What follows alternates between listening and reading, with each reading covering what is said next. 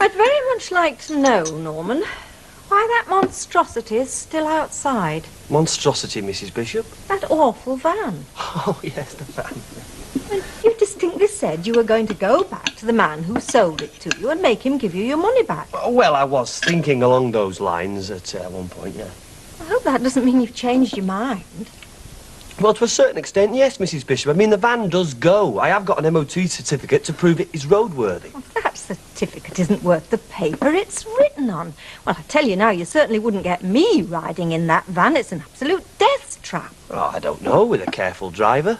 Kevin told you it was falling to bits, Norman, and you said you'd take it back. I thought you were going to do it last night. Has something happened, Norman?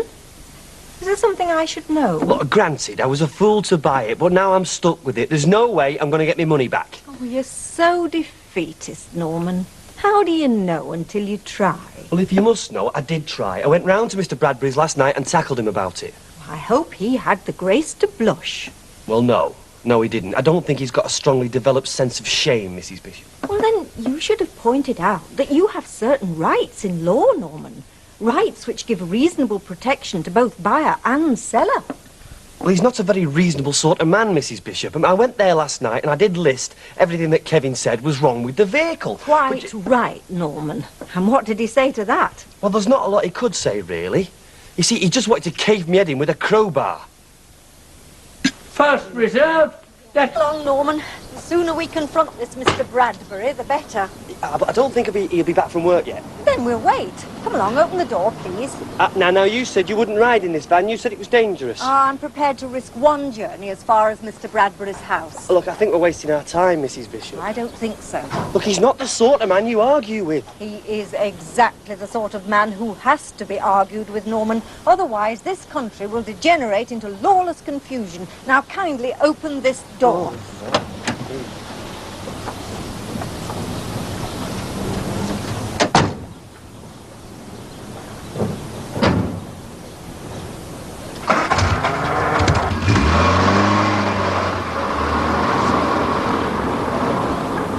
Norman, knock on the door. I have, Mrs. Bishop. He's not in. Let's go home. Nonsense. There's a light on.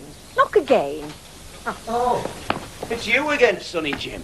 I warned you yesterday what would happen if you poked your nose round here again. That will be quite enough of that. Brought your mum with you this time. Well, she'll not stop you getting a good hiding, I can tell you that. Mr. Bradbury, I shall say this only once, Look, so listen Ma. carefully. I am not Mr. Watt's mother. I am his advisor.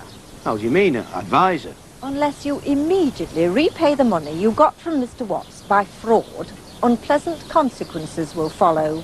Now, listen. Make the slightest gesture of violence, and those consequences will be extremely grim. Do you understand me, Mr. Bradbury? There's no need to get nasty. The law exists to control men like you.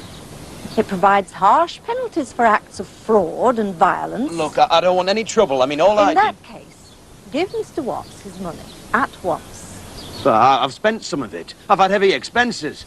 I've got $350 here. Your van keys and logbook. That van is fit only for the scrapyard, where I advise you to drive it. Come along, Norman. You don't frighten me with your big top.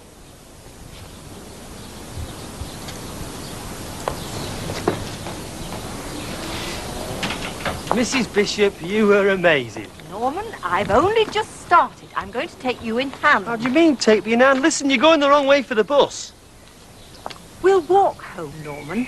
The exercise will do you good.